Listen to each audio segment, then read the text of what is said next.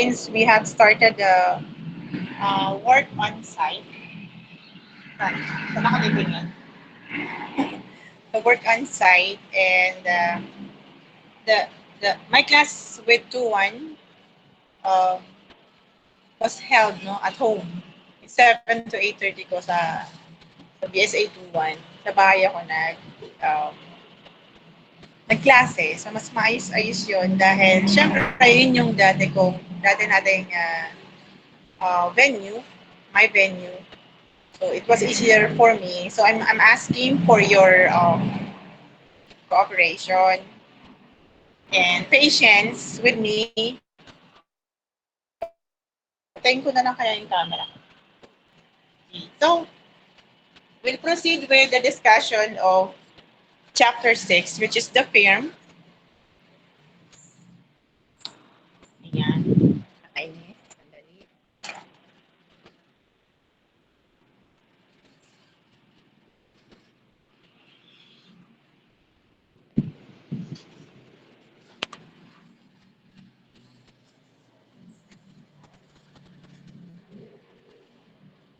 So we weren't able to discuss the that module, but it was included in the your long quiz.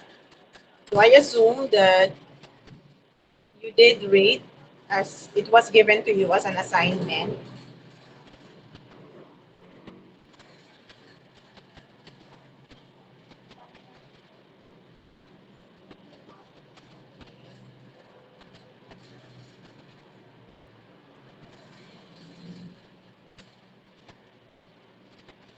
Diba ang ganda? Asa na ba siya? Module 6. Na-post ko ba? Ayan.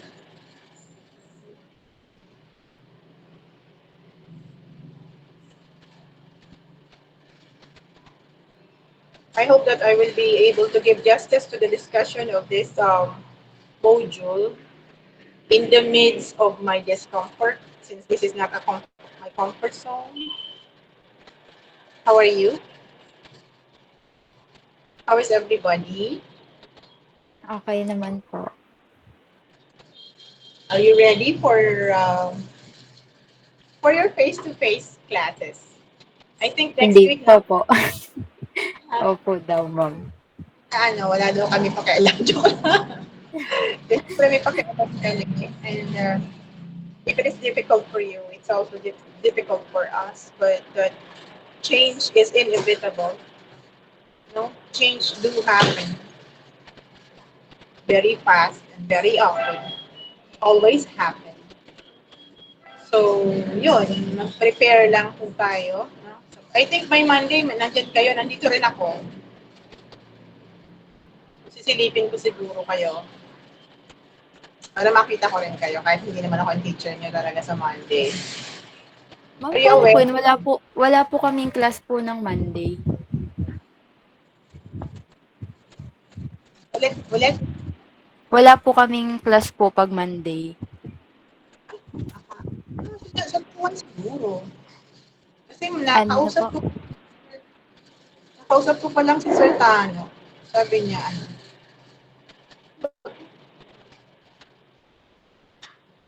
sabi niya, second year daw sa Monday. So siguro 2-1 yun. Yung sinasabi. Wala kang schedule sa limited? Sa limited face-to-face? Wala pa po kaming schedule, ma'am. Pati po yung di nga po namin alam gagawin po sa Monday. Yung Wednesday kayo. Wala, Wednesday yung, sa schedule po namin sa ano po, ma'am, na binigay sa amin, wala pong pasok ng Monday at Wednesday po. hindi kayo kasali sa face-to-face? Hindi ko po sure, ma'am. Wala pa po kasing binibigay sa amin po eh. Merong prepare sila Sir Tano na kay Ma'am Kajente. Hindi sa announcement. Nagkaroon tayo, di ba? Ako pa nga yung MC ng orientation. Yung Alala ano niyo? po ba yan, ma'am? Yung isang subject lang Opo. po yung iti-take? Hindi naman siya isang subject na iti-take. Yun lamang na priority subject, kumbaga major subject ninyo. Yun yung inyong face-to-face. Wala kayo nun? Wala po Ito, ma'am, yung last orientation po, ang binanggit lang po is strategic cost management lang po yung ite-take po yes. namin every Tuesday po. Ah, Tuesday. Kayo yung Ma'am Kajente yon? Opo ma'am. Ayun. Possibly yun. Kasi si Ma'am Kajente, tsaka si Sir Tano, tsaka si Sir Jansen, yung uh, naka-list dun sa limited face-to-face. Limited face-to-face po tayo. Ganon. So, kung Ma'am, naka-schedule kayo, Monday daw po pala yun, Monday. gulo. Monday po. Eh di ma'am, isang subject lang po iyon. Oh, ayun, kung ano naka-schedule, kasi trial Ah, lang. okay po. Trial lang yon. Kasi syempre, health is wealth pa rin. Ganon. Okay? So, makikita ko pa rin kayo. Kasi nandito naman ako ng Monday. Gagala-gala. But probably I will be, kung nandito yung third year, pwede ko silang may meet for some consultation with their thesis. Okay, so let's have the discussion.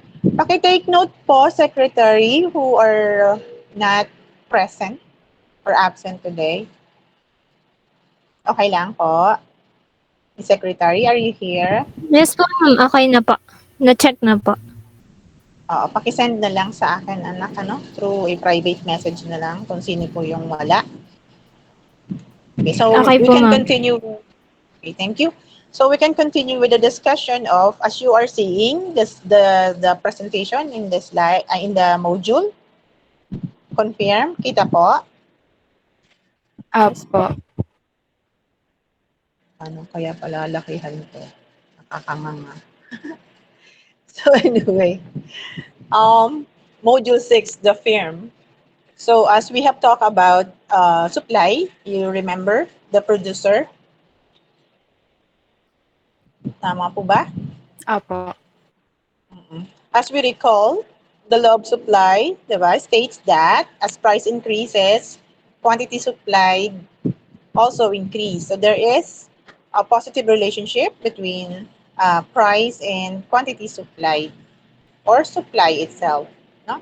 So why is that the behavior of the firm? What is a firm?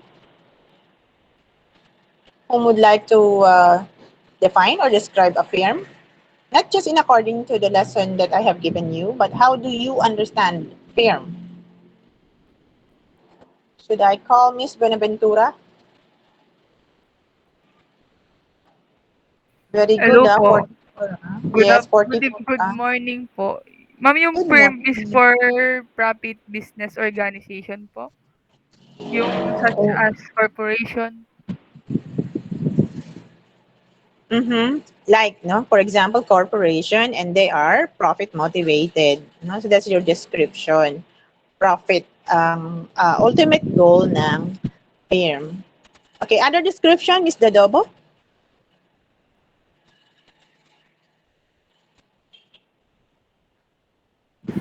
Basahin ko po, ma'am. The Other firm, description of a firm? okay po. Sure. Yung firm po, for me, nandun po yung products and services, which is may sellers and buyers din po, and exchange for profit po yung goal ng.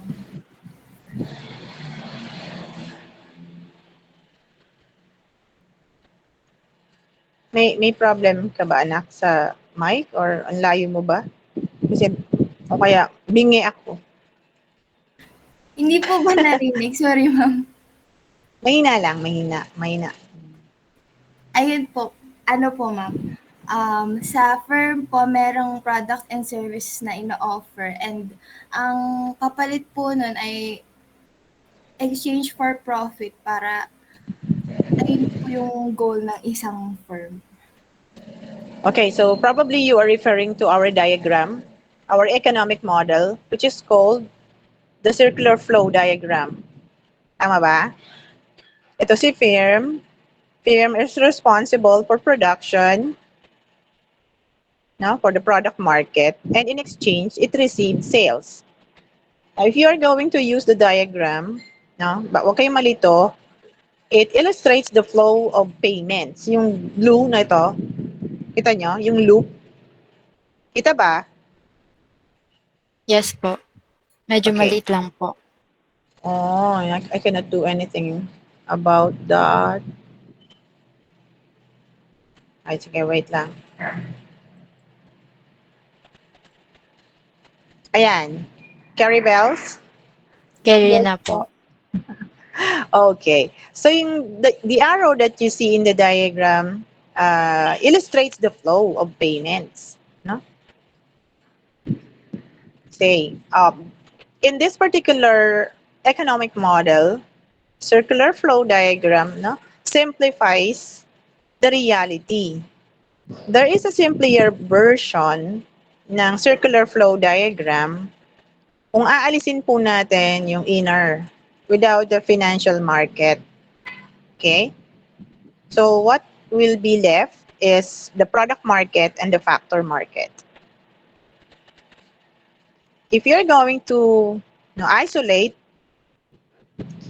or highlight what relationship exists between household and firms or interrelationship that exists between household and the firm.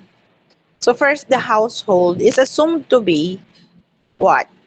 The factor owners. Did you hear that? Yes po. Ito labor, capital, the raw materials comes from land. And even the entrepreneur is a member of household. So lahat po ng manggagawa, ang kapital o pera, ang supply ng mga raw materials na nanggagaling sa mga lupain, mga raw materials are usually coming from land, no? Ay pag-aari ng household. Yun po yung assumption, isa sa mga assumption that household is the owner of factors of production. Carry bells? Moving forward. Okay.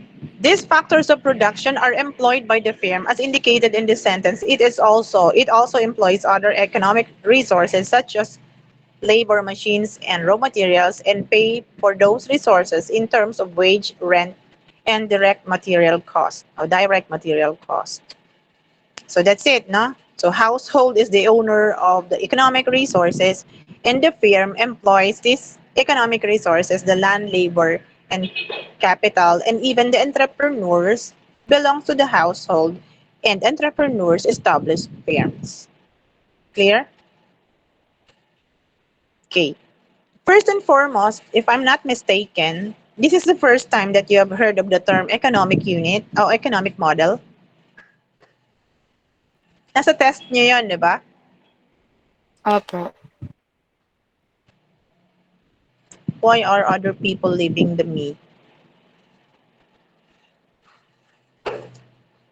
Okay, nasa test nyo yon yung economic model. What is an economic model? Example niyan, graph, equation, functional relationship. You have seen indifference curve, you have seen the demand curve, you have seen the budget line. Those are examples of economic model. So how would you describe economic model? Miss Di Mayuga? Our songbird? What is an economic Yung model? ano po, economic model po, ito po yung pinasimpleng paglalarawan po sa reality po na dinidesign niyo po upang to yield hypothesis po sa about economic behavior po na maaaring masuri po. Are you reading something? Are you reading something? Hindi naman ako magagalit, tinatanong ko lang. Ha? Wala po. That is, Yield sa about po sa economic model about po sa yield hypothesis po. Okay. So parang yung hypothesis ay binibigyan ng mukha. no, by using illustrations, no, drawings, diagram, graphs, equation. Yan, no? Tama siya, no? Ang economic model ay isang paglalarawan ng mga theories, concepts, no? So these concepts and theories are being illustrated. Sabi kasi nila pag visual, mas malaki ang impact or tatak sa memory ng tao. So this is a visual representation of the reality. Simpler. Why is it simpler? As you have seen in this diagram, no? We know for a fact that it's not only household and firm that composes the economy. True. We have the government, we have the foreign market for international trade, and other sectors. And meron pang mas maliliit na sectors, di ba? Tama po ba?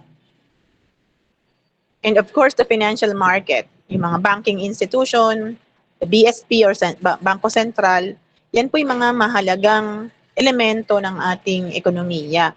Pero dito po sa circular flow diagram na ito, binigyan po ng emphasis yung household and firms lamang. So ano ang relasyon nilang dalawa? At saka di ba, natulungan ba kayo na maintindihan, ma-recall yung concept sa pamamagitan ng economic model? Nakatulong po ba yung economic model para kayo ay mas matandaan ninyo yung konseptong ipinapaliwanag?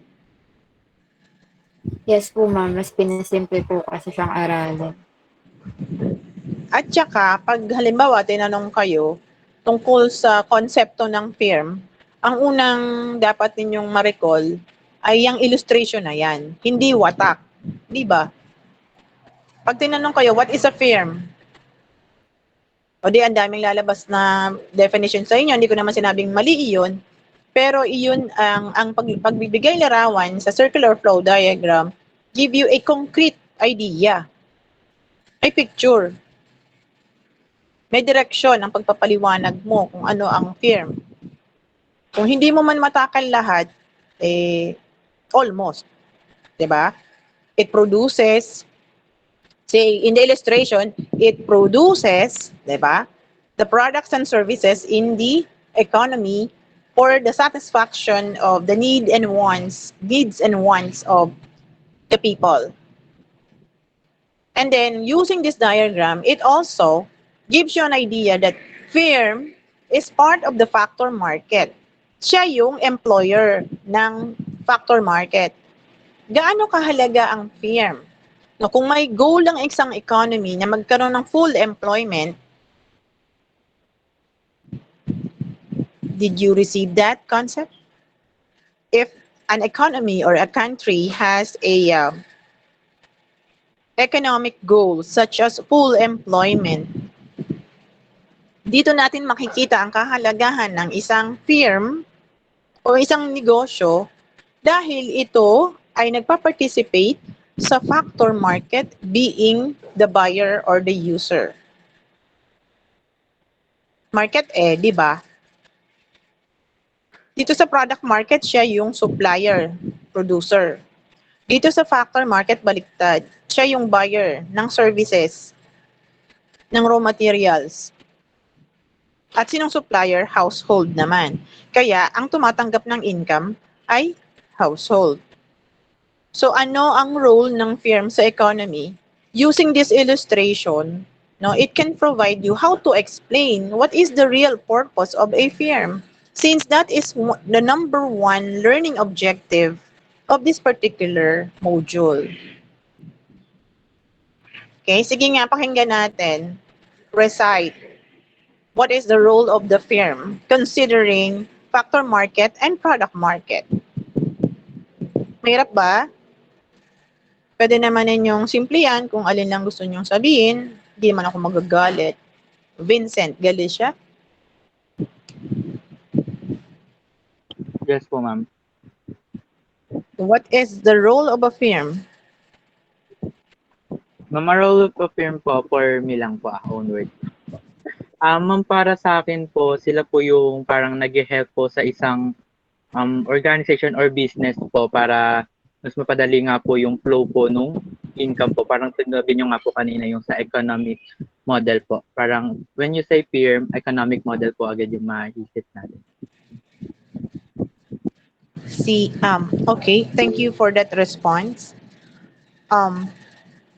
Ang purpose natin kanina, that's why I'm showing hindi ka naman mali anak, ano? Welcome naman po yung idea mo. Kaya lang, after I have given you the lecture on the circular flow diagram, I want you to describe a firm based on the illustration. Ano ang role ng firm? Okay, balik ko sa'yo yung illustration, Mr. Name again? Galicia? Mr. Galicia? Ito po yung illustration. What is a firm?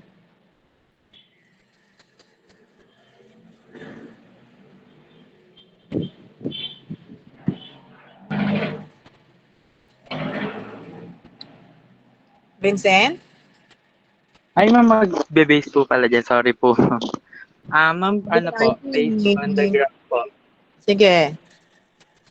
Firm, sila po yung parang, sa kanila po yung tanggap ng capital, sales po, parang sila po yung mag-aano po factors payment po para mapunta po dun sa household. Parang isa lang po siya sa cycle po ng buong graph na ito.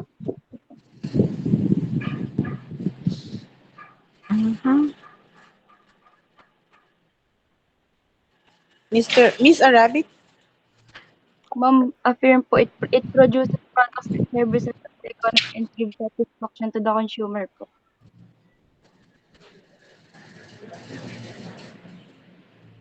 Okay, so it provides for products and services for the consumers.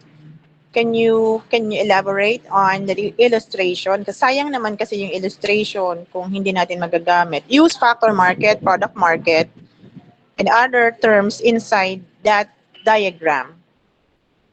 Ano po ma'am, yung pong firm po, yung po yung nagpo-produce po ng mga, di ba? Yung po yung nagpo-produce ng mga services and Mention product market and factor market. tapos yung factor market naman po, sila po yung buyer po ng mga raw materials, tapos yun naman pong product market is yung mga supplier naman po.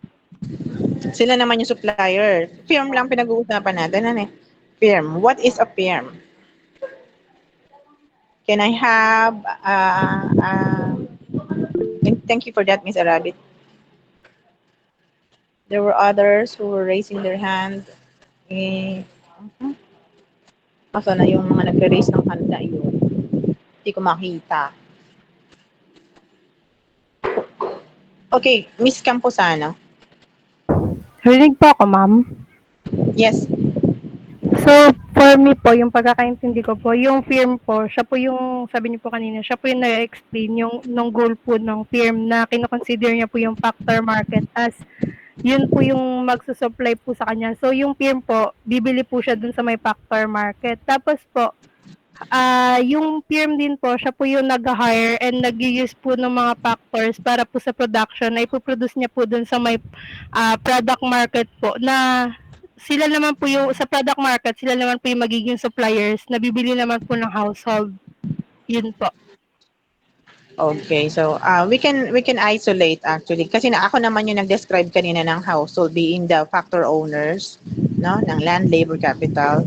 Pero dito sa firm, sana ang discussion is, sorry ha, baka sabihin niyo masyado akong bookish, but I want you to have a straight explanation of a firm. What is the role of the firm as product market, in the product market and the factor market? One more person to recite.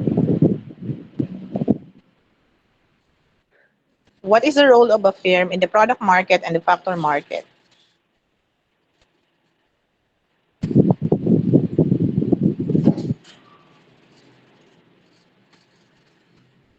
French, Mendoza. Yes po, ma'am. Tingin ko po, ma'am, based sa graph, binibigyan niya po yung eto po, yung firm, binibigyan niya po ng goods, nag-offer po siya ng goods and services po dun sa household. And then sa factor market, siya naman po yung parang nagbibigay ng labor or trabaho. Kaya po nagkakaroon po ng income po. Ganun po, ma'am. Okay, nice try.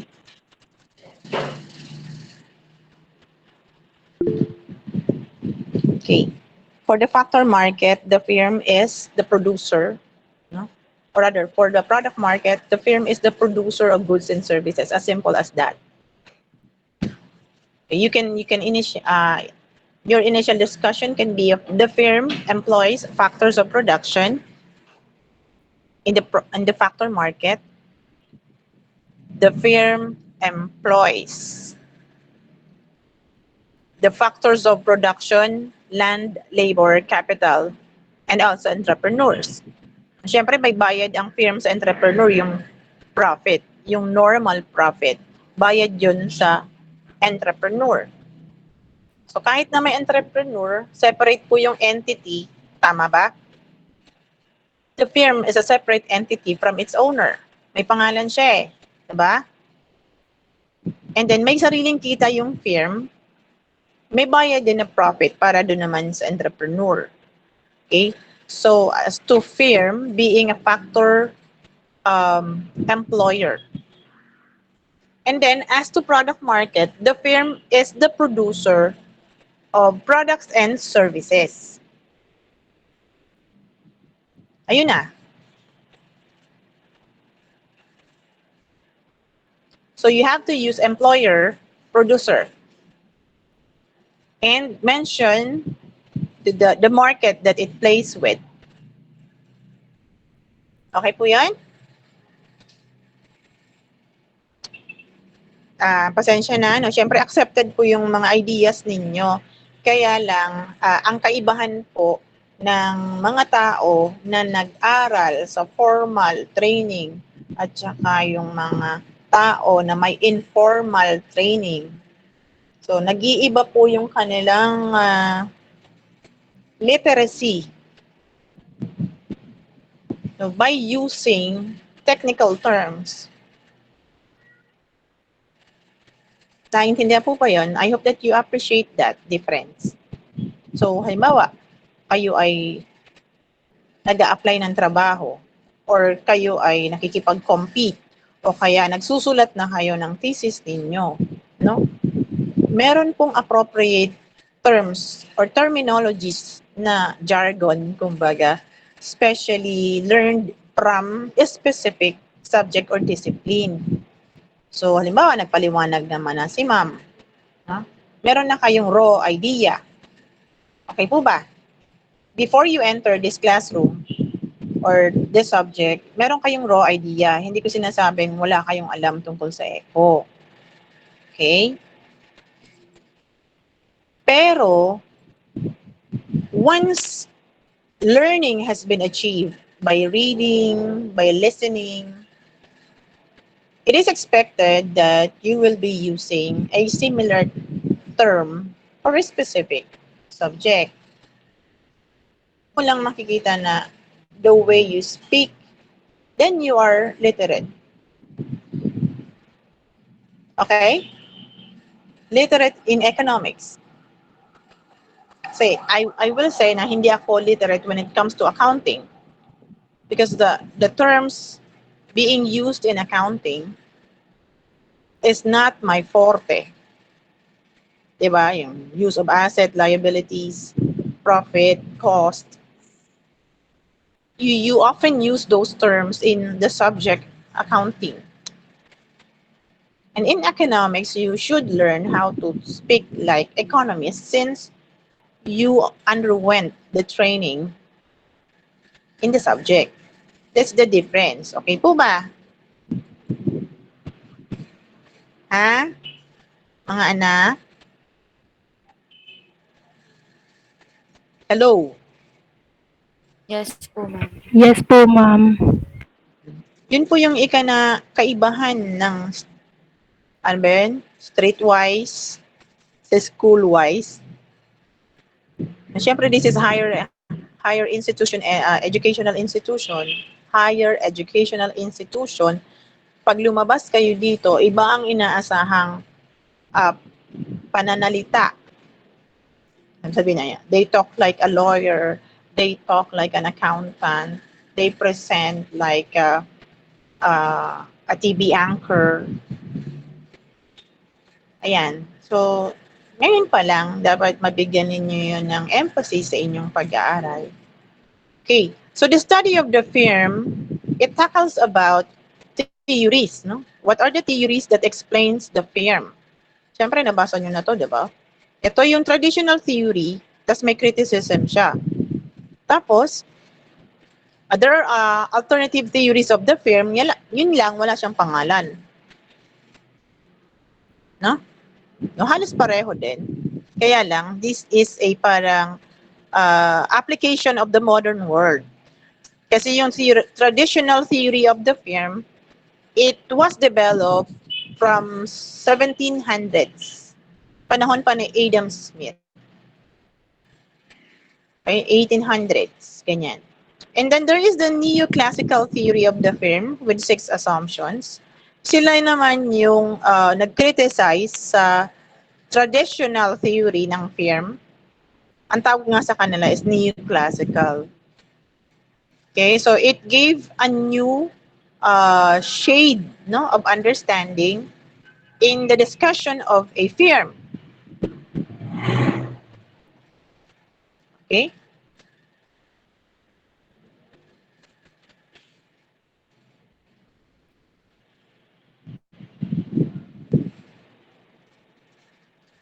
So, huwag kayong malilito. Ngayon, pag-usapan muna natin yung una, traditional. Ano yung traditional theory of a firm?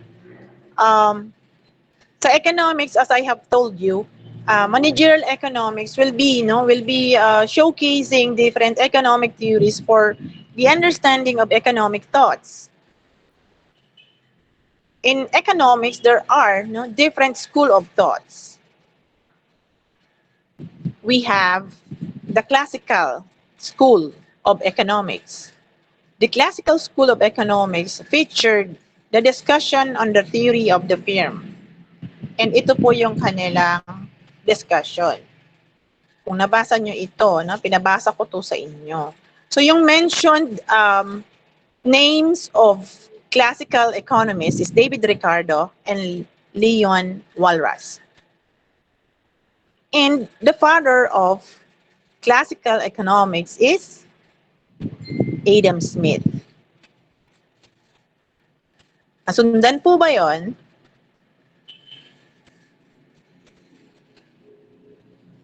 The traditional theory was developed by classical economists. Kabilang doon si David Ricardo at saka si Leon Walras.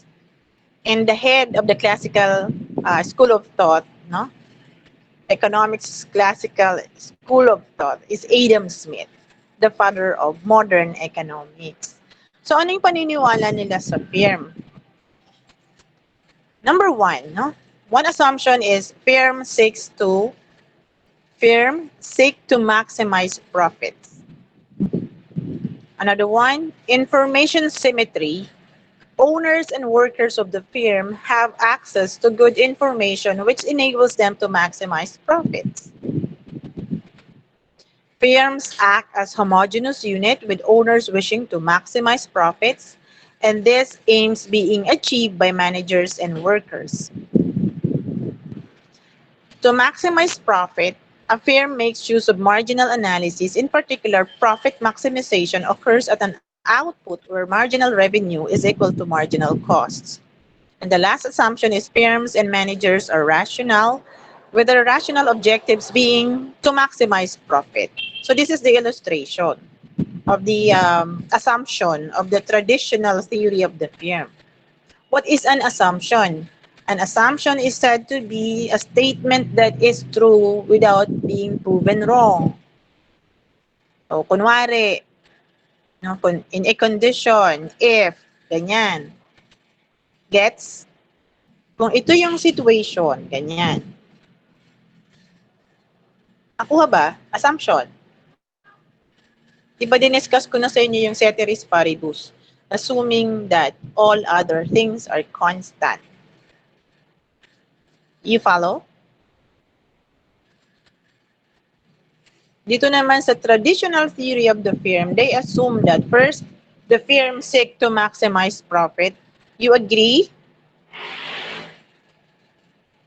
Profit motivated po, ano? Ang firm. Yes po.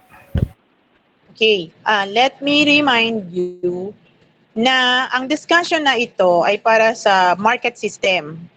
Pag communist, no, yung tsaka socialist, they are not into market system. So yung concept na ito ay para sa capitalist at tsaka sa mixed economy. If you recall your economic systems. Naalala niyo po ba yung mga economic systems? We have capitalism or pure capitalism. We have communism. And then we have mixed economy and we have socialism.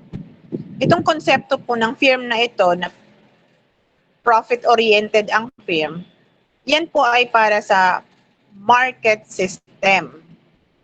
Kaya nga inuulit-ulit ko lagi sa inyo yung term na market system. At umiiral po ang market system sa mga economic system na tinatawag na capitalism o kaya yung mixed economy. Ang mixed economy ay capitalism with government intervention, kagaya ng Philippines. No? We follow the market system, pero mataas po ang intervention ng government para ma-regulate yung economy. Pero sa capitalism po, minimal lamang ang government intervention. So itong theory na ito ay na-develop during capitalism. So this theory and concepts and assumptions is not true in a communist society. Because communist society and socialist society are not profit motivated. Clear ba yon? Clear po ba yon? Anyway, isa na lang naman ang parang identified as communist. The rest of previously called communists are now socialist, including China. Dati siyang communist, pero ngayon ay socialist na siya because market system is slowly penetrating, no, the policy makers, no, in China. Chile, Cuba used to be communist yung mga yan, pero they have started to embrace socialism. A socialism is a communist system with a portion of market system, pero minimal lang. Yung mixed economy, almost 50-50 siya when it comes to market system and state intervention. Okay? So, ipapaliwanag ko ulit sa inyo na nung nangyari ito, capitalism ang prevalent, no? This was 17th, 18th century development, economic theories development. So let me explain. Firms seek to maximize profit. So the ultimate goal of the firm is to earn profit. And then mamaya papaliwanag ko sa inyo na ang mga contemporary firms ay hindi lamang profit ang objective. Pero ang traditional theory of the firm, ina-emphasize nila na ang ultimate purpose ng firms is to earn profit. Okay? So yun yung traditional theory. And then information symmetry. Information symmetry is just like nagkakaintindihan, open to each other, yun, yung sa information. Owners and workers of the firm have access to good information which enables them to maximize profit. Parang nagkakasundo ba? Ganyan. May dialogue, ganyan. So, open. And nagtutulungan. Siguro napakaliit lamang ng kanilang society for them to say na may access to information. Hindi kagaya ngayon na may data privacy. Before you can access information, you have to ask, no? Pag hindi binigay sa iyo, may law kasi na nagpo-protect sa information. Only if no? Warranted by the person or the firm, saka lang may bibigay yung information, market information sa atin. Pero noon, meron silang tinatawag na information symmetry kasi parang may open communication between owners and workers. So nagkakasundo. Then firms act as homogeneous unit with owners wishing to maximize profits, and this aims being achieved by managers and workers. So parang ang saya-saya, no, nung unang panahon, no? Kasi nandyan pa ba kayo? Yes po, ma'am. Akala ko natulog na kayo eh. Yes. Parang kwento nila Labasya.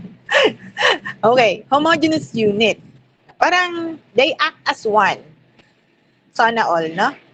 Bakit? Kasi sumusunod ang managers tsaka workers.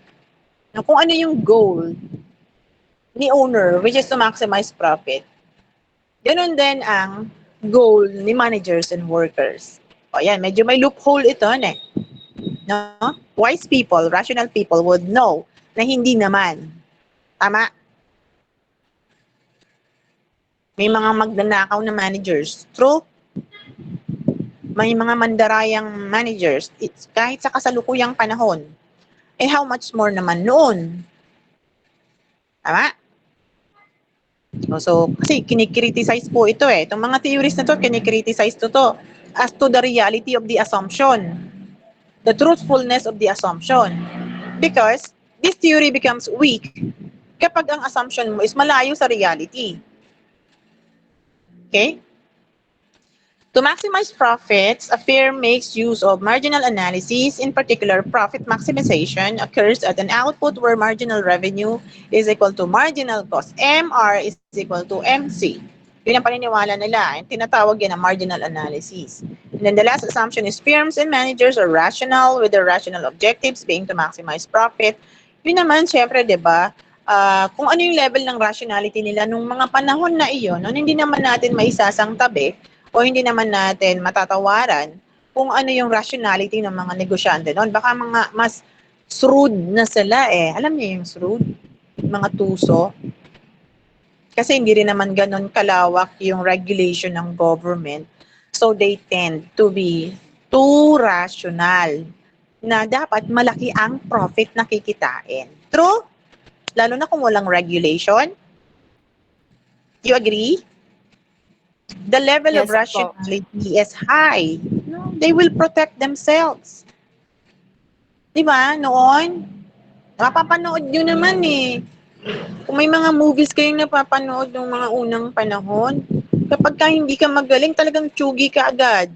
Hindi ka gaya ngayon. Minsan, complacent lang, relax lang yung employee. Pero once that is a permanent employee, kailangan hanapan mo talaga siya ng evidences and butas bago mo siya mapatanggal. Noon, at pag hindi ka na nakakatulong sa negosyo, you can easily be kicked out. Tama? Ngayon, may batas na nagpo-protect. Hindi ganun kadali. Now, as I have told you, economic model. So we have circular flow diagram.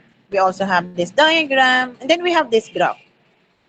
Naman, to explain, MR is equal to MC, which is the marginal analysis assumption. Okay? For the marginal analysis assumption, ito po yung illustration. We have marginal cost and marginal revenue. Naiintindihan po ba ang meaning ng marginal revenue? Yung totoo, hindi man ako magagalit. Hello? What is a marginal revenue? Hindi kayo sumasagot. So, minsan, silence means yes. You understand, MR? Sabi, MR is also the demand curve. No? MR illustrates your demand curve. It's a downward sloping curve. Why? MR, ang formula po ni MR is MR is equal to delta TR, total revenue, change in total revenue over the change in quantity. Nakukuha niyo po?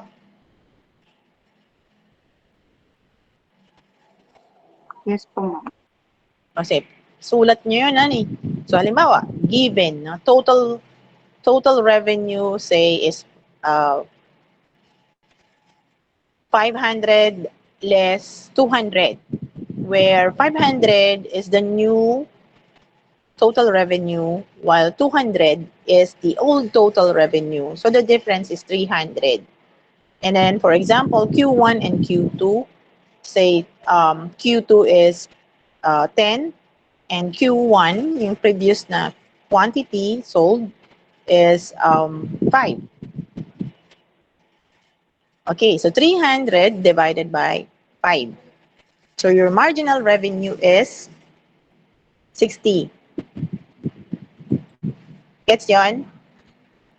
So Yes. what then is a marginal revenue? So marginal revenue is the additional revenue you derive out of selling additional quantity. Yun yung income or sales na natatanggap ninyo sa kada karagdagang unit na nabebenta. Revenue. Kung may sari-sari store kayo, imagine niyo may bumili ng shampoo ulit, shampoo. Medyo fixed lang yung price nun, But it doesn't mean that your marginal revenue is fixed. But in this case, since it is straight, no, sa algebra, kumbaga, pag straight siya, ibig sabihin, the slope is constant. Okay? So the difference between the first quantity and the over the price, blah, blah, blah, the same. Tignan mo, diba? Hindi man siya curve straight siya So yung slope niyan, same. We can use that as a price, or we can assume that as fixed price with increasing quantity. Ayan.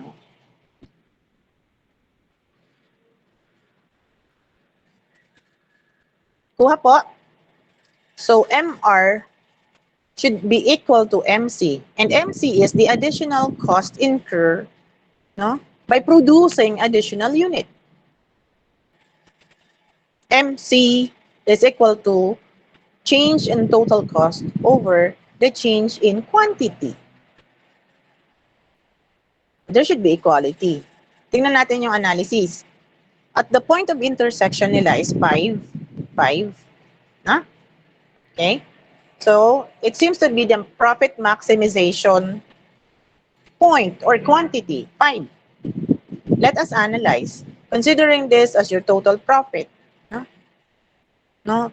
For the first 4, the profit is increasing and MR is greater than MC. At point 5, there is equality between MR and MC. Beyond that, the profit is decreasing. So this is the profit maximization quantity, 5. Okay? Yan po yung marginal analysis. Kung hindi niyo masyado naintindihan, may Google naman, tsaka may YouTube naman. Ano nga? So this is a model to show that the firm will maximize profits by setting the output at 5 and setting price where MR is equal to MC, 5 pounds. Setting the output. So ibig sabihin, may influence or may decision ang owners, no, or producers or managers to set the output where it can maximize its unit. So rational. Sila nagde-decide what level of output should be produced. Well, remember, that is the traditional theory of the firm. So my knowledge, what price and what quantity will maximize its profit. Tandaan niyo yan kasi ito po yung criticism. So, pag kinikriticize, mga anak, lalo na kung theory mo yon,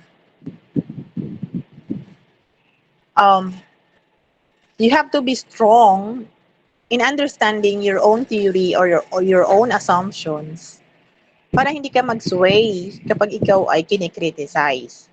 Tingnan natin kung ano yung mga criticisms. So there is an assumption of homogeneous unit, di ba kanina? Sabi ng mga critics, firms are not homogeneous. Owners may want profit maximization, but managers and workers may have different objectives. Do you have any idea? May pahapyaw na ako dito kanina eh.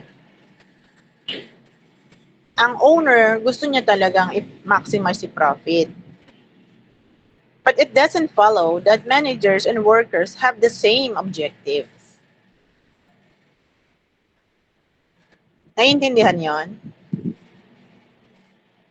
Yes, Christine, would you like to expound on that? Para hindi masyadong mapagod si ma'am. Yes, ma'am. Ano po, yung sabi po 'di ba, yung owners po gusto lang po niya profit, pero po yung manager sa tingin ko po hindi lang po profit, kundi mag-create po ng value sa mga customers po. Kasi 'di ba po as manager, sila po yung parang bukod pa po dun sa nagtitinda mismo is sila yung mas nakakakita or nakikita nila or tawag po dito. Nakakasalamuha po nila yung mga customers. So, as managers po, dapat mag-create din sila ng value, hindi lang profit. Like, kung ano po yung, bukod po sa product na ibebenta nila, ano pa po yung benefit na makukuha nila dun sa products. Tapos, kung para po magkaroon po ng loyalty yung isang customer po sa product po nila. Ayun po, ma'am. Very good. Well said. I remember this one person, a friend of mine. She said that she resigned from her post because hindi niya masikmura yung pinapagawa nung may-ari. Maraming taong gano'n. Umaalis sa company kasi hindi maayos ang trato sa mga manggagawa. So, halimbawa, meron kayong boss, pinaka-boss, tapos kayo yung human resource manager, or kayo na yung overall, no? Overall, kasama na doon ang pag-aalaga sa mga manggagawa.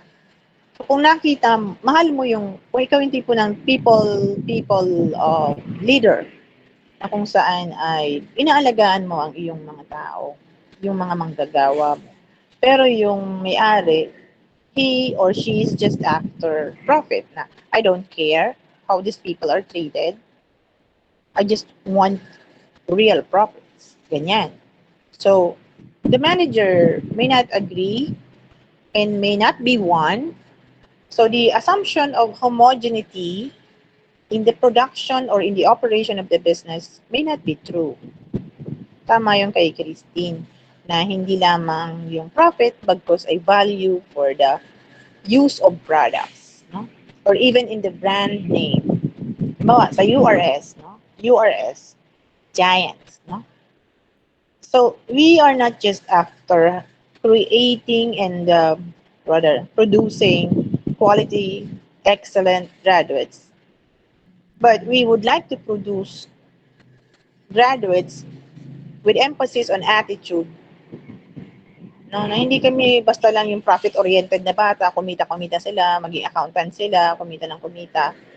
Bagkus ay well-rounded yung environmental stewardship. That's one, di ba? So, when you will be part of a firm, hindi lamang kayo profit-oriented. Bagkus, you become a responsible members of an organization, making sure na hindi lamang profit yung siniserve. Okay? Yes, quantity and quality, 1:1. So, equal weight of quality and quantity. Kasi we cannot leave quantity. No? Hindi pwede iwanan yun. Yun nga lang ang argument. Kasi ito, going back, yung homogeneity na intindihan na homogeneous and not being homogeneous.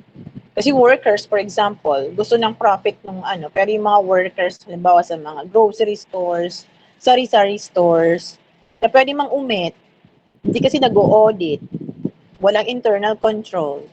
So, sila workers, nang-umit.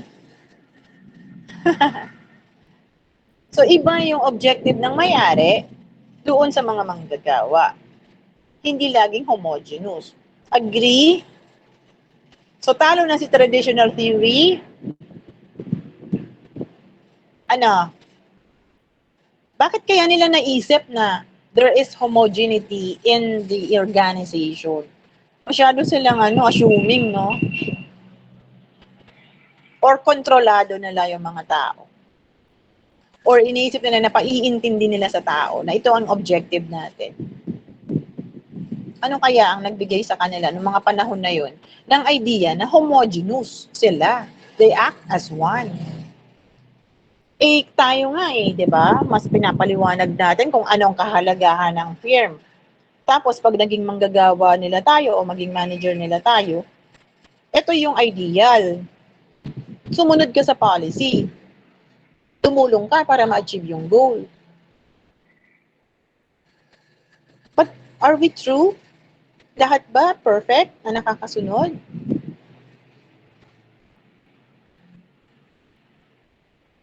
Sige, syempre ibang subjects na yon. Other objectives to profit maximization. So, hindi daw totoo si traditional theory as part of the criticism. Bakit? Kasi hindi lang naman profit maximization daw ang goal ng firm.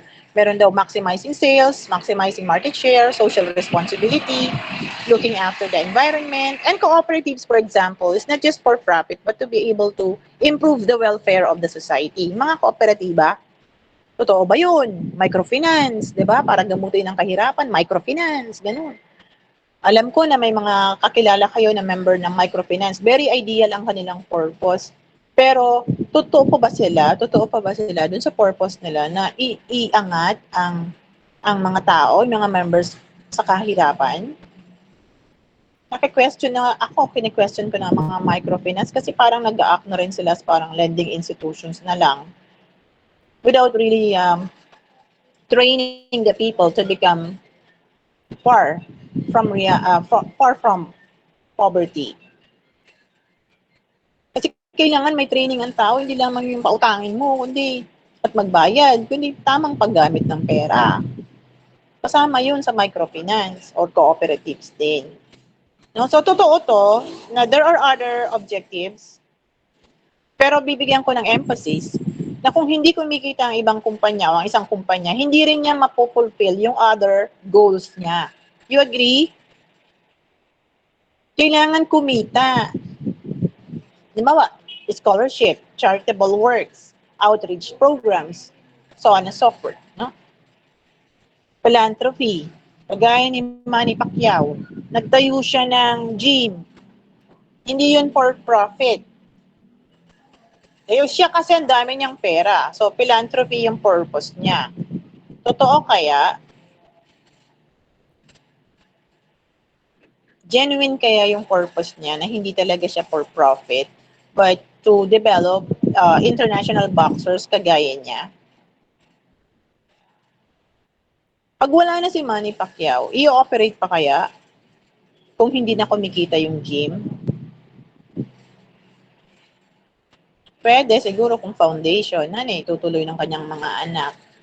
Pero mahirap pong maging sustainable, maging tuloy-tuloy, viable, kung hindi kumikita ang isang firm. Okay? So, ito medyo weak. Yung criticism nila is, for me, is weak. Profit maximization should be, no, the ultimate goal of a firm. This will follow pag kumikita ka na. Or, pag naman-maximize mo si sales, mataas din ang market share mo, you can achieve profit, maximized profit. If you do social responsibility, it doesn't follow, no? But itong maximizing sales and maximizing market share, it can lead to high profits. Okay? And then improving the society. Well, some buyers prefers those who are socially responsible corporations or institutions. No? Halimbawa, kumpara sa ibang brands, alin dito yung environmentally conscious compared to other brands? Sino dito ang nagbibigay ng mga help or assistance, nag-aayuda?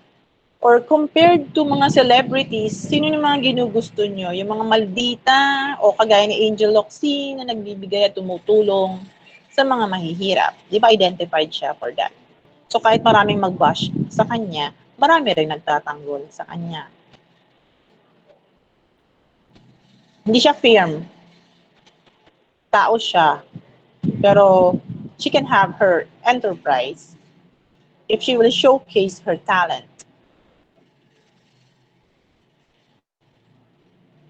Next, the marginal approach to firm is not replicated in the real world. Businessmen do not have time or the ability to work out the marginal cost and marginal revenues. They tend to use a rough rule of thumb such as average cost plus profit margin. Prices may also be sticky, not change, even if marginal cost and marginal revenue changes. So, mahirap daw gamitin yung marginal analysis.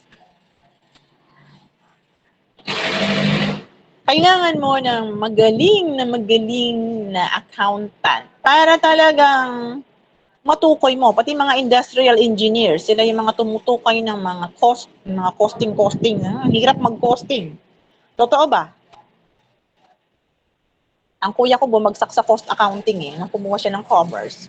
Sabi niya, yun daw ang pinakamahirap na subject para sa kanya, cost accounting.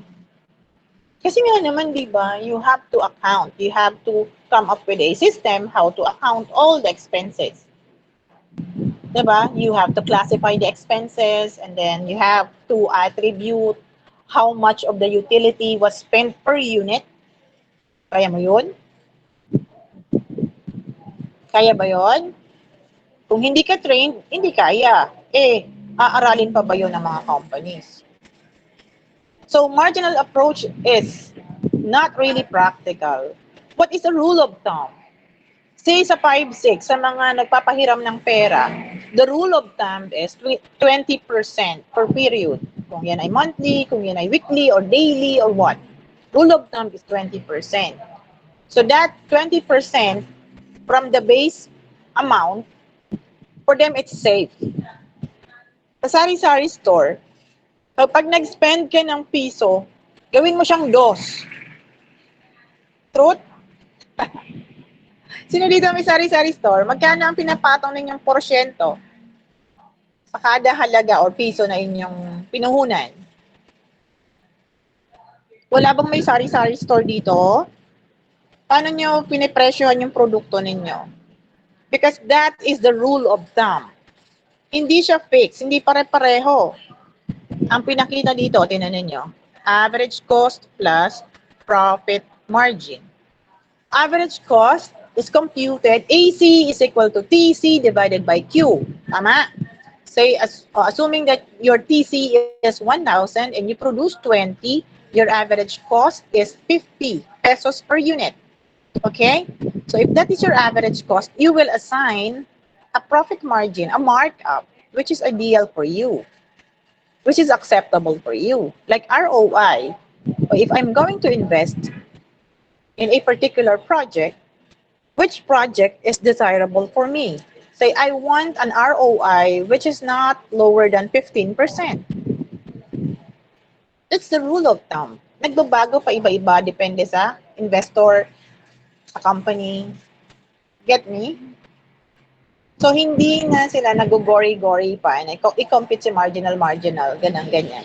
Basta ito yung total cost. Tapos divide natin kung ilan yung na-produce na unit. Halimbawa, sa Yema, gumastos ka ng 500. Ang na-produce mo ay 100. So, your cost per unit is 5. Are you going to sell it for 5 pesos? The rule of thumb is, yes, you should assign a certain markup. Yun yung rule of thumb. Hindi MR is equal to MC. It depends on the entrepreneur or the entity kung ano yung ginagamit nila. ROI, average cost plus markup, and markup can vary from 15, 20, 25, 30, 50. Sabi nila, pag may catering ka, if not 100%, dapat 50% man lang. Yung markup. Catering.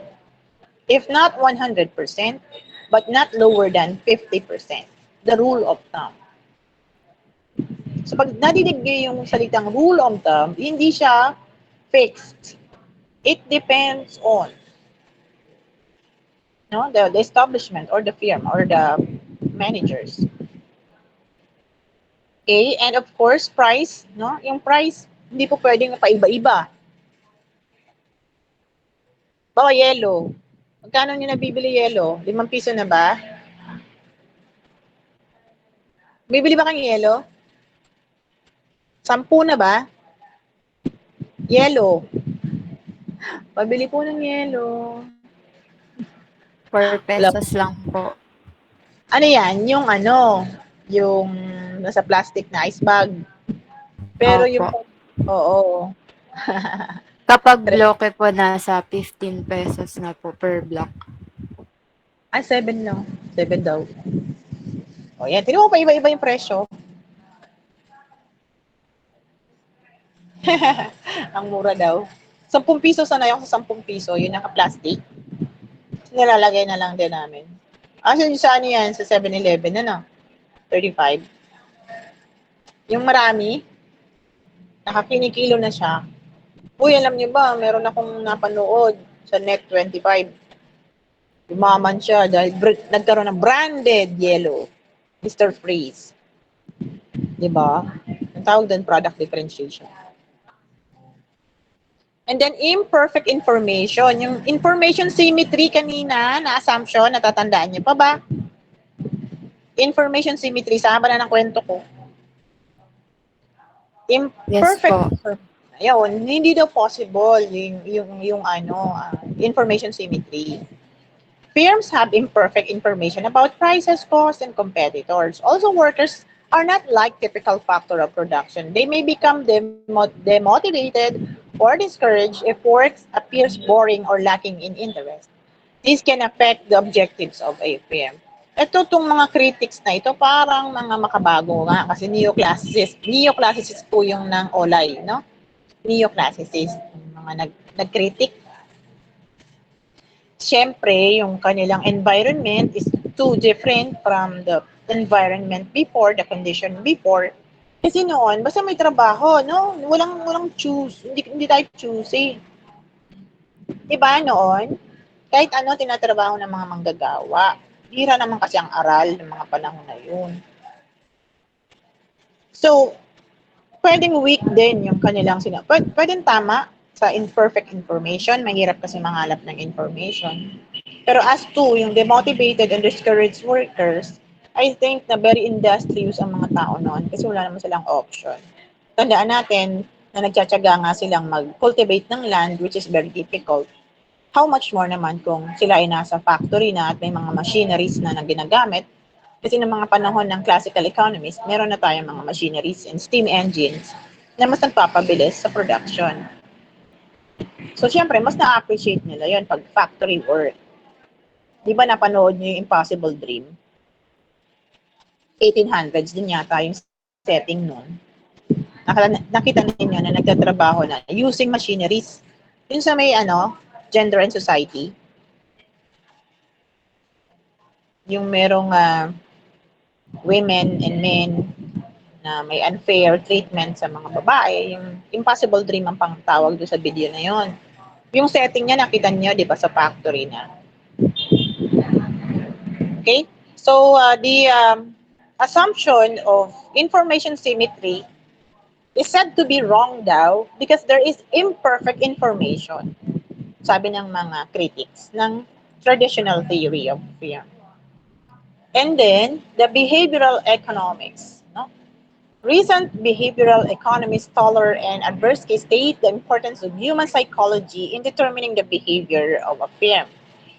A much more complex set of circumstances than simple profit maximization. So there is an ever-changing behavior daw, no, in the human psychology na hindi namang profit maximization ang objective ng firm. Pero uulitin ko sa inyo that profit maximization is inevitable. It's a must. It's a requirement for a firm to last long. Do you think if San Miguel Corporation wasn't able to maximize their profit, tatagal kaya sila ng 100 years?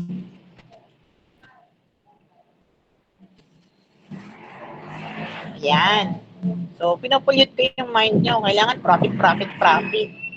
Huwag kayong magpabulag sa mga pag-ibig. Joke lang. Huwag kayong magpabulag. Kasi magagawa nyo lahat ng mga gusto ninyo kung mataas ang level ng profit.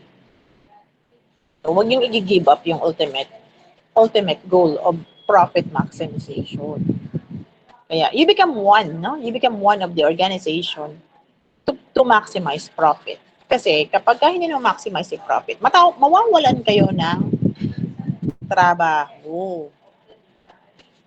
Maliban kung nasa government kayo, hindi siya profit-oriented. Ito, tapos na po, dun sa traditional theory. So, you just look at this. This is the summary. Profit maximization, rational choice theory, information symmetry, marginal analysis. Firms act as one, or this is the homogeneity unit. No? Homogeneous unit. The rational choice theory in defense of, okay? In defense of the traditional theory of the firm, sino bang firm or manager ang hindi ipaglalaban ang profit? Yung mga nagne-negosyo yan, yung mga investor na yan, they are very rational. In fact, they are very sensitive. Pag alam nilang hindi na sila kikita, out yan agad. Iba ang behavior niyan. Takot yan na matalo. So, there will always be, the rationality is always present among firms and managers. Rationality of choosing the best decision, meaning maximizing profit. I don't know with you if you will agree with me, but that is being an economics major. I believe in profit that has been taught to us based on experiences. Kahit gaano kabait yung kumpanya, hindi yan pauutangin ng isang bangko. Pag nakitang, hindi tumutubo.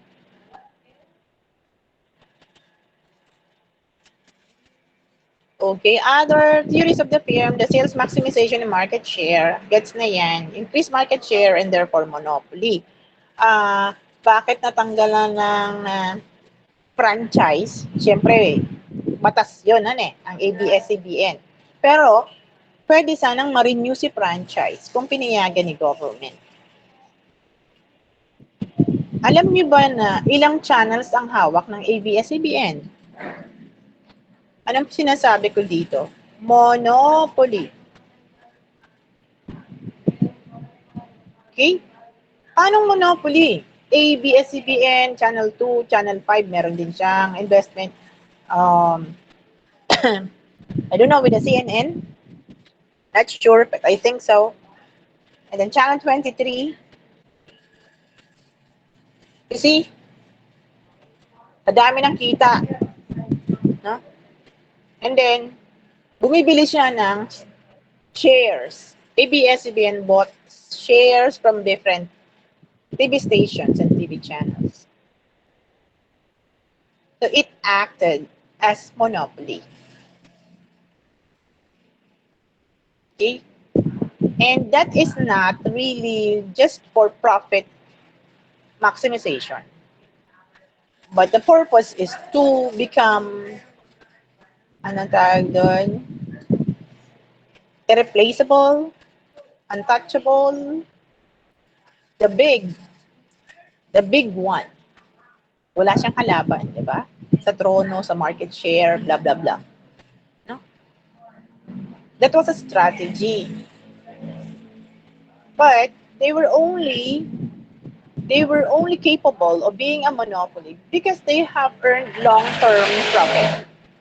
You agree? And then, of course, if you have a lot, if you sell a lot, and you have a big market share, there's a great sense of prestige.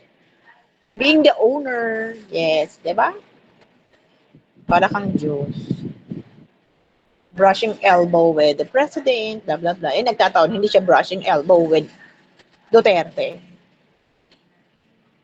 Kasi hindi nila in-air yung advertisement ni Duterte. Ayan, ginantihan. Yun ang sabi. Then gaining market share gives a sense of success that may be made more measurable than profit. Okay? So, more market share, aside from profit, no? Successful. Totoo naman. Ba, sinabing, the company is the leading, oh, yan, the number one, the only one, ganyan. So, being number one, yan, sense of success. At masarap pakinggan. Lalo na kung ikaw yung jowa, the only one, ganun.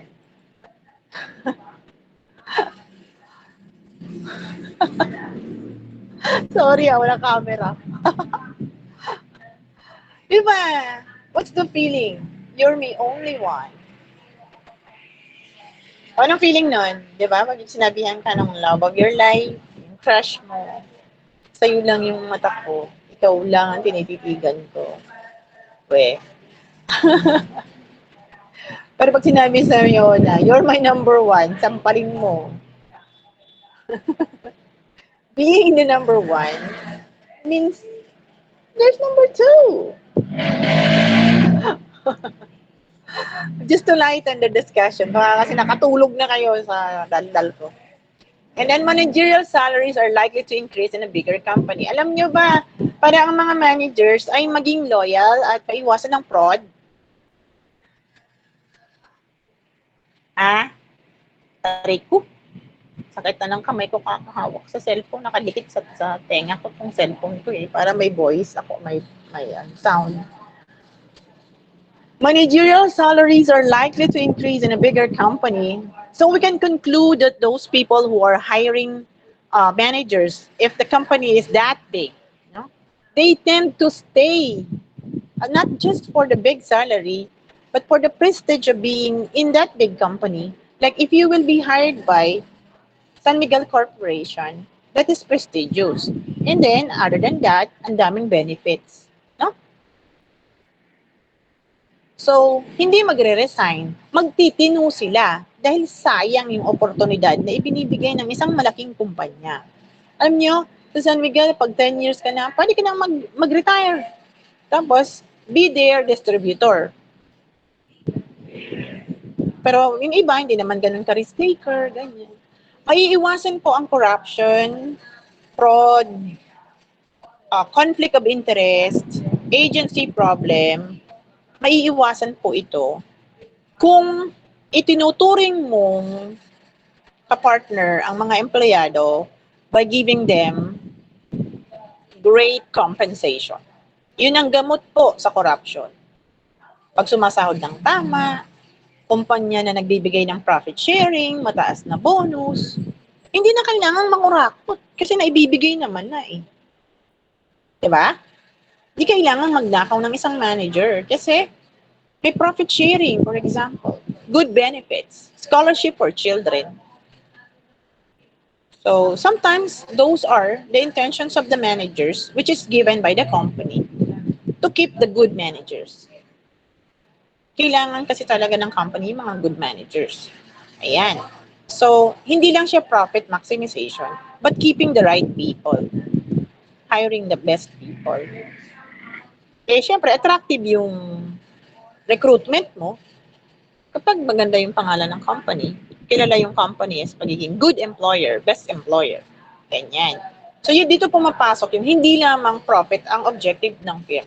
Pero lagi ko uulitin sa inyo na kapag hindi kumikita yung company, bagsak lahat ng mga goals. Growth maximization, so other than profit, pagpapalaki ng company, paano naman lalaki yan kung hindi naman kumikita. Yung iba naman nagme-merge.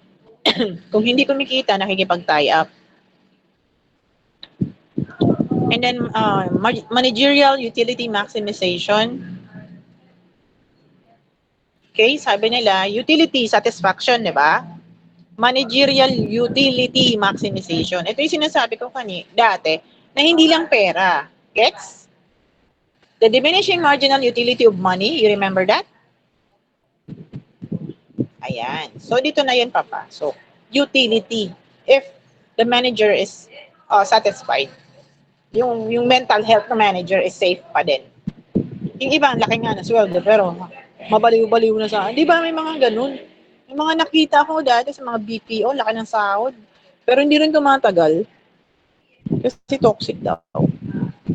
Yung talagang sweldo mo, yung sinisweldo mo, talagang sinusulit ng gusto ng company na halos hindi ka na natutulog. Huwag namang ganyan. Ano? Mm-mm. See? Tignan mo sa teaching, bira lang nagre-resign. Kahit maliit ang sahod. You get to be satisfied. Lalo na kung mababait yung mga estudyante. And then, getting along with workers. Ito yung sinasabi ko kanina. Na? Di lang profit maximization. Pag gusto alagaan mo yung mga manggagawa. Yung iba, maintain lang nila yung company nila kahit di naman ganun kalaki yung yung kita or tubo dun sa business. Ang mahalaga ay mabigyan ng trabaho at mabuhay yung mga pamilya ng kanilang mga empleyado. Para sa mga Japanese. Kung lalo na kung magkakaibigan. Pero ganun pa rin, kailangan kumita ng tubo, ng profit para mas matagal yung company. At tuloy-tuloy, no? Na masustain yung pangangailangan ng iyong mga fringe benefits, just like what I'm saying, na mas masaya ang mga managers kung binibigyan mo ng mas mataas na incentive, good workplace, at saka yung minsan makapaglaro-laro din, di ba? Diba? Sabi nga nila, all work but no play make John a dull boy. Ganun. So, huwag naman too much play. Now, if the direction of firms is governed by managers, there may be a form of profit satisficing, where managers do enough to keep the owners happy, but then pursue these other objectives. Okay, so may mga managers na they play around, syempre, bossy-bossing, dikit kay boss, sip-sip, blah blah blah, ganyan. Pero yung pala, nang-uumit na. Ito na may sinasabi kong corporate responsibility kanina, no? Yung being environmental friendly, taking care of the environment, ayan po, environmental welfare. And corporate responsibility, yung mga housing projects, yan, yung mga 14, 15, 16 month pay, wow, yan. And, of course, the neoclassical, yan, entrepreneurship na yung sa kanilang binibigyan ng emphasis. Okay? Profit maximization, yes. Huh? Meron pa ding MR and MC. Kahit inaano yun, kahit na tinutulog sa yun. Yan. And then the word is one of certainty. Full knowledge is assumed about the past performance. Okay naman, kasi may mga market analysis ng ginagawa, mga research and blah, blah, blah. Diba? So, available na talaga sa information, pero hindi lahat. Then, entry, yan, monopoly, depende sa market, no? Madaling pumasok kapag pure competition. Mahirap pumasok kapag monopoly tsaka oligopoly. Okay, entry level, okay na. Pag paulit-ulit. Maximization of the marginal utility function, ayan, di ba? Satisfying the manager. Did you learn? Long run, market share. Gusto niyo to? Derivative of Q over the derivative of price. P is equal to Q. Price elasticity. See? Elasticity is equal to the derivative of Q over the derivative of P is equal to P is equal to Q. Bye! Hindi ako makapagbukas ng camera. Titingnan natin. Bakit ako may caption na dikit? Nababasa niyo yung caption? Hindi naman, ano? Hindi po. Did you learn, class? Traditional theory of a firm. Criticism of the traditional theory of the firm. Maximization of profit. Homogeneity, homogeneous unit. Market information symmetry.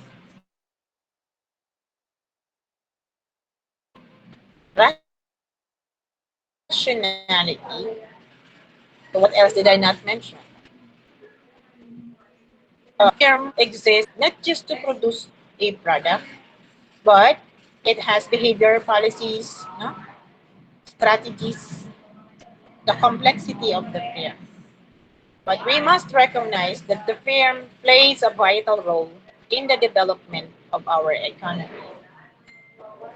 So it's your choice to make your own firm or be a responsible manager in the future. Okay, and also learn whether you are treated right. Yun lang yun, ha? First, the manager's utility satisfaction. Mahalaga yun. Okay na po. Okay, class. Thank you po.